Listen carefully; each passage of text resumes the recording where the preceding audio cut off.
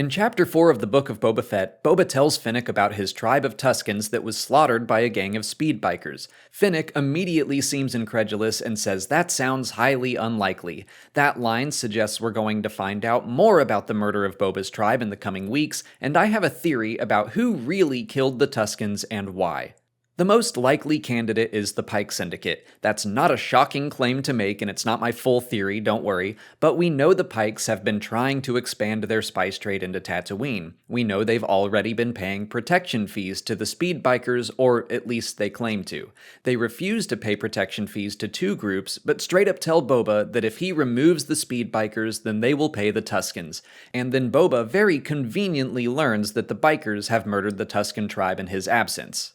Both the Swoop Gang and the Pykes had reason to seek revenge against the tribe. Boba beat a bunch of the bikers up, stole their bikes, and then used them to take down a Pyke train. So it is possible the Niktos were working alone, even if their victory was unlikely. Or maybe the Pykes and the Niktos teamed up. The Pykes could have sent some of their soldiers with the gang to collectively take down the Tuskens.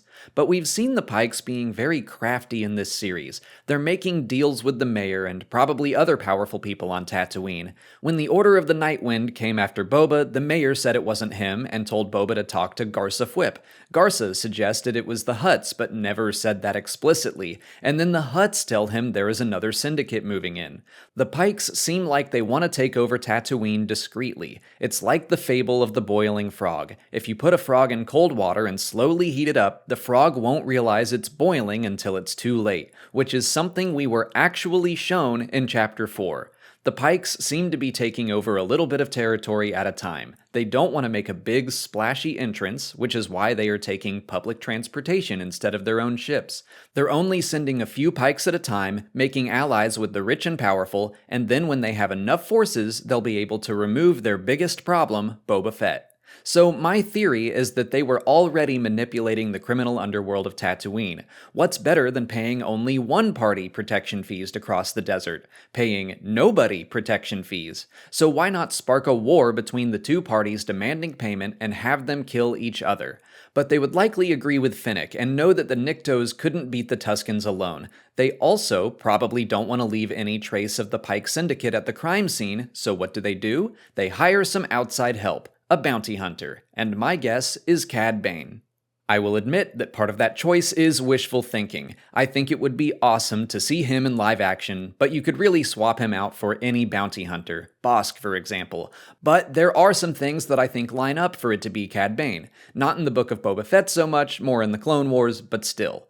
First, there was going to be an arc planned for the Clone Wars where Cad Bane was going to take a young Boba Fett under his wing to train him to be a better bounty hunter. One of the jobs they took together was the rescue of someone who had been kidnapped by Tusken raiders. So both Cad Bane and Boba Fett have a history with the Tuskens. They both know how to fight them. Bane even uses a flamethrower on them, and we know the village was burned.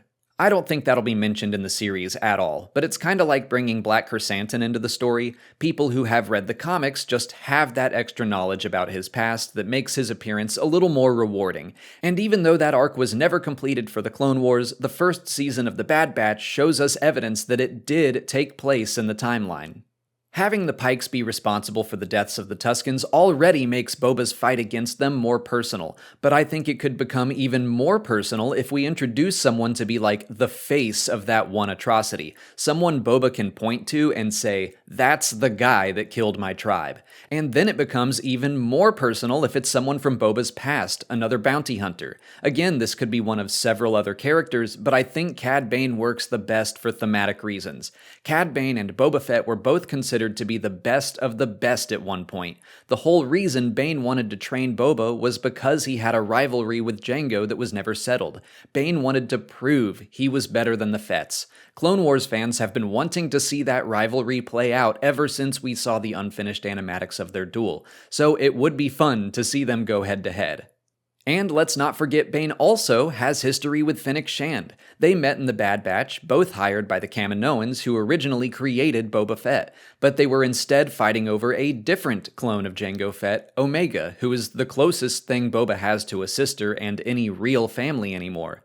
Bane was hired to capture her and deliver her to the Kaminoans. Fennec was secretly hired by a Kaminoan scientist to protect her. Again, I don't think any of this will be brought up in the Book of Boba Fett. I don't believe Bane or Fennec knew Omega's true identity or her ties to Boba Fett. I'm not even sure Omega knew. But it is interesting to see how both bounty hunters' destinies have been intertwined with the Fett's for decades. But more than that, Cad Bane represents Boba Fett's past. This series has been about Boba Fett's rebirth, personal growth, and reinvention. He has risen above who he used to be. Meanwhile, Cad Bane is exactly the same. He would still be a bounty hunter working for the Skugholes of the galaxy. Allowing Boba Fett to defeat Cad Bane would be a symbolic victory over his past as a bounty hunter. It's very similar to the confrontation between Obi-Wan and Maul in Star Wars Rebels.